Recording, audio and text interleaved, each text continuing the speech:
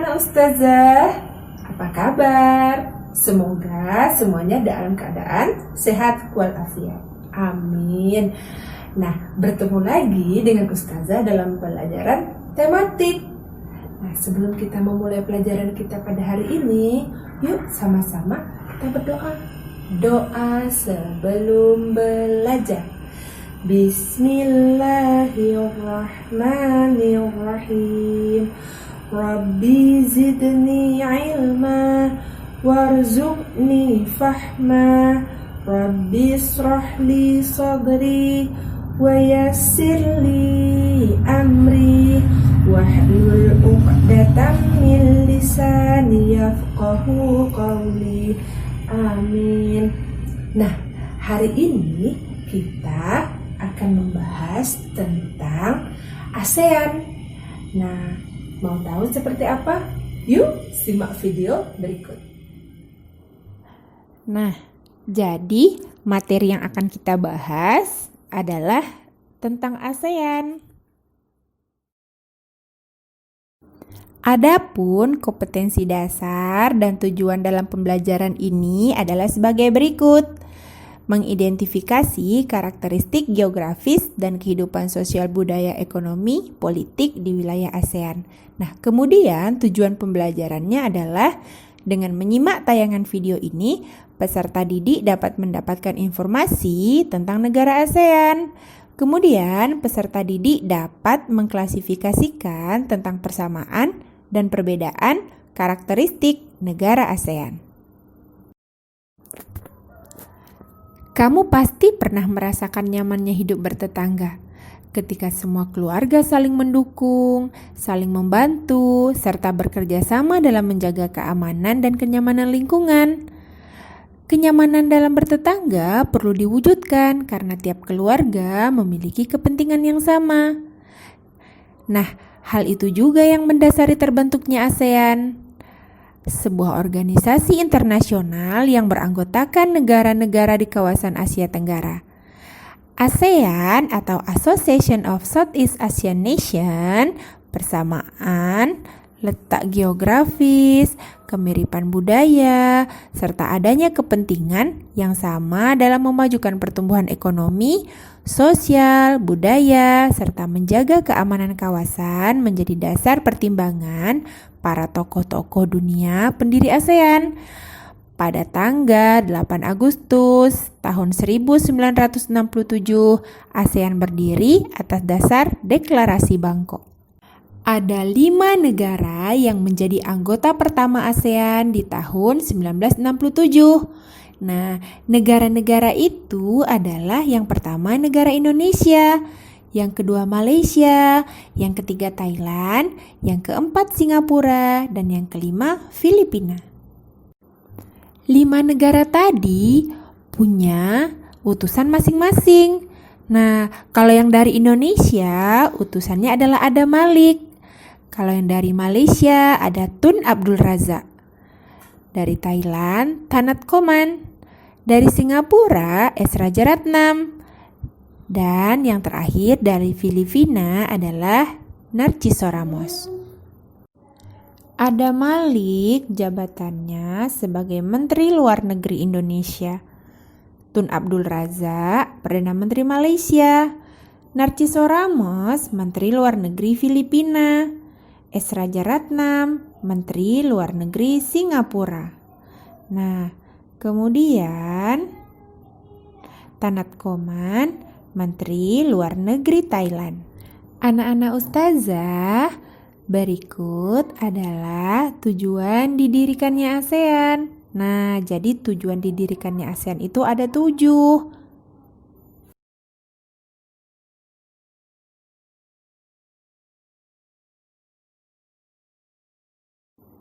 Ada 6 prinsip dasar ASEAN. Yang pertama, saling menghormati kemerdekaan, kedaulatan, persamaan, integritas wilayah, dan identitas nasional segala bangsa.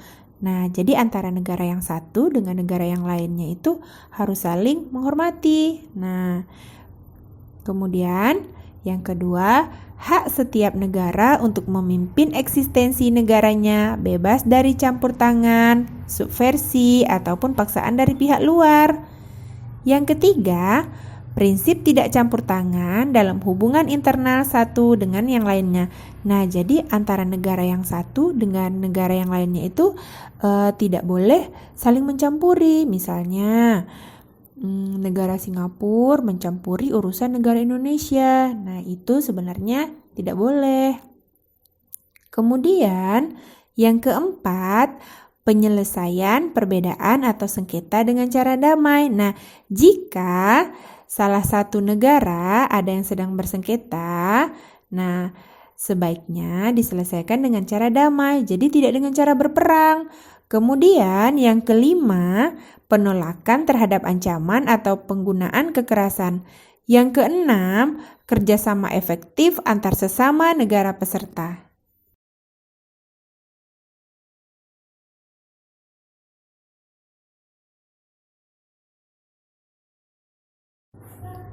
Malaysia, Laos, dan Indonesia hidup berdampingan. Meskipun berbeda negara, namun ketiganya memiliki persamaan dalam kehidupan sosial dan budaya. Masih banyak negara lainnya yang memiliki kesamaan. Oleh sebab itu, mereka menggabungkan diri dalam satu organisasi yang bernama ASEAN, yaitu Persatuan Negara-Negara Se-Asia Tenggara. Berikut adalah 10 negara ASEAN. Ada beberapa kesamaan tumbuhan yang ada di negara-negara ASEAN. Contohnya, seperti yang digambar. Di Indonesia dinamakan bunga kembang sepatu. Nah, ternyata di Malaysia juga ada bunga ini. Nah, di Malaysia dinamakan bunga kembang sepatu ini dengan sebutan bunga raya. Bunga raya ini merupakan bunga nasional negara Malaysia. Teman-teman, ternyata masih ada tumbuhan yang sama antara Indonesia dan Laos, yaitu bunga Kamboja. Nah, siapa sih yang nggak tahu bunga Kamboja?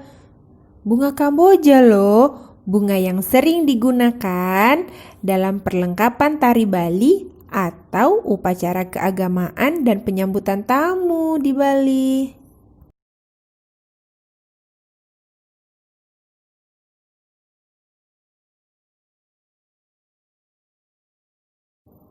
Wilayah Asia Tenggara dibagi menjadi 2 daratan, yaitu yang pertama, daratan berbentuk semenanjung.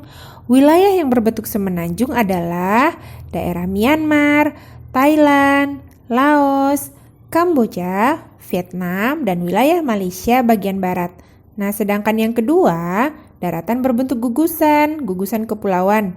Wilayah yang berbentuk gugusan kepulauan adalah Filipina, Indonesia, wilayah Malaysia bagian timur, Singapura, dan Brunei Darussalam. Letak kondisi geografis Asia Tenggara berada di antara 3 perairan, yaitu yang pertama, Samudra Hindia dan Teluk Benggala di bagian barat. Yang kedua, Laut Cina Selatan di bagian utara. Yang ketiga, Samudra Pasifik di bagian timur. Sebagian besar kawasan Asia Tenggara beriklim tropis dengan curah hujan tinggi dan suhu udara panas. Hutan tropisnya kaya akan flora dan fauna. Hutannya menghasilkan kayu dan rotan. Ayo, siapa yang tahu rotan itu apa? Nah, rotan itu yang biasa dibuat ayunan, yang biasa dibuat kursi, yang sering dibuat anyaman. Nah, jadi itu namanya rotan. Hanya Myanmar bagian utara saja yang beriklim subtropis. Hampir semua negara di kawasan Asia Tenggara memiliki wilayah laut.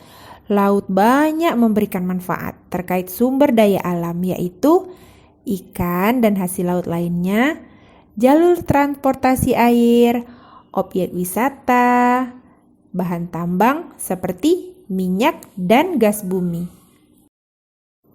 Berikut adalah potensi ekonomi negara-negara anggota ASEAN.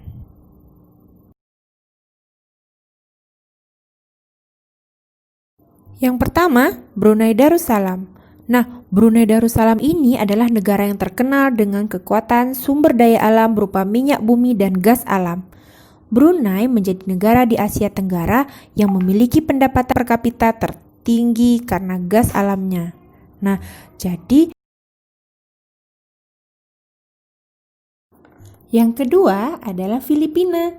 Filipina adalah sebuah negara kepulauan yang mata pencaharian sebagian besar penduduknya adalah di bidang pertanian. Beberapa produk unggulan hasil pertaniannya diekspor ke berbagai negara, seperti nanas, padi, kelapa, dan gula. Hasil pertanian ini juga yang menunjang perkembangan ekonomi negara ini. Nah, jadi sebagian besar penduduk Filipina berprofesi sebagai petani. Yang ketiga yaitu negara Indonesia, negara kebanggaan kita.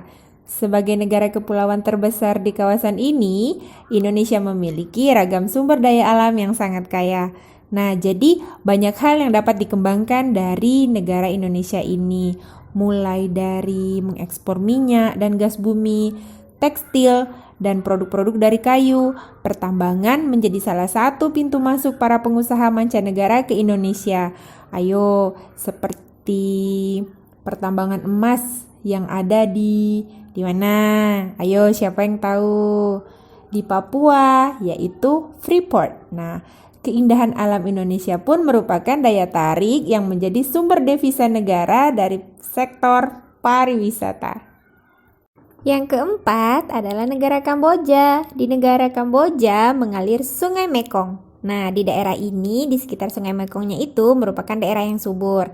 Mata pencaharian penduduknya sebagian besar adalah pertanian. Hasil pertanian Kamboja yang terbesar adalah padi dan karet. Next, yaitu Laos. Nah, Laos ini bertetangga dengan negara Kamboja. Negara ini dilewati aliran Sungai Mekong tadi, sama seperti negara Kamboja. Kegiatan pertanian banyak dilakukan di sepanjang aliran sungai ini. Sebagian besar hasil pertanian mereka dinikmati oleh masyarakat Laos. Selanjutnya adalah negara Malaysia. Siapa yang pernah pergi ke negara Malaysia? Ustazah yakin beberapa dari anak-anak Ustazah pernah mengunjungi negara Malaysia. Nah, negara Malaysia ini kegiatan ekonomi utama penduduknya adalah di bidang pertanian, pertambangan, dan perindustrian. Perdagangan internasional merupakan salah satu kegiatan ekonomi Malaysia yang mengalami pertumbuhan ekonomi tercepat. Peralatan elektronik, minyak, dan gas bumi diekspor ke negara lain. Produk dari kayu, minyak sawit, karet, tekstil, sepatu, dan bahan-bahan kimia diperdagangkan di dunia internasional. Wah, hebat ya negara Malaysia. Selanjutnya adalah Myanmar. Mata pencaharian utama penduduk Myanmar adalah pertanian, perkebunan, dan pertambangan. Padi merupakan hasil utama dari pertanian di sana. Jadi, di Myanmar itu penduduknya banyak yang nanam padi. Nah, Myanmar merupakan salah satu negara penghasil padi terbesar di Asia Tenggara. Oke, selanjutnya adalah negara Singapura. Singapura merupakan negara paling maju di kawasan ASEAN. Letak Singapura sangat strategis. Nah, seperti yang Anda tahu, Singapura letaknya berdekatan dengan kota Batam dan kota Tanjung Pinang. Nah, saat ini Singapura menjadi transit teramai di Asia. Sektor pariwisata Singapura juga menjadi sumber devisa negara tersebut. Kemudian negara Thailand. Thailand sering disebut sebagai lumbung padi di Asia Tenggara. Padi memang merupakan hasil pertanian terbesar dari negara ini. Selain itu, perkebunan, kehutanan, pertambangan, dan industri juga merupakan kegiatan ekonomi penduduk Thailand. Saat ini, penghasilan utama Thailand adalah dari sektor pariwisata. Keunikan bangunan dan budaya di Thailand menjadi daya tarik tersendiri dari wisatawan mancanegara. Selanjutnya adalah Vietnam. Setelah pulih dari Perang Vietnam, negara ini mulai berkembang di berbagai sektor perekonomiannya. Pariwisata dan turisme mendukung perkembangan ekonomi. Bidang pendukung lainnya seperti usaha jasa di bidang perhotelan, restoran, serta transportasi juga turut berkembang pesat. Itulah penjelasan tentang ASEAN. Semoga dengan adanya video ini bisa menambah pengetahuan anak-anak ustazah tentang ASEAN dan negara-negara ASEAN. Marilah sama-sama kita tutup dengan melafazkan hamdalah dan doa penutup majelis. Alhamdulillahirabbil alamin. Subhanakallahumma wa bihamdika asyhadu alla ilaha illa anta astaghfiruka wa atubu ilaih. Amin. Assalamualaikum.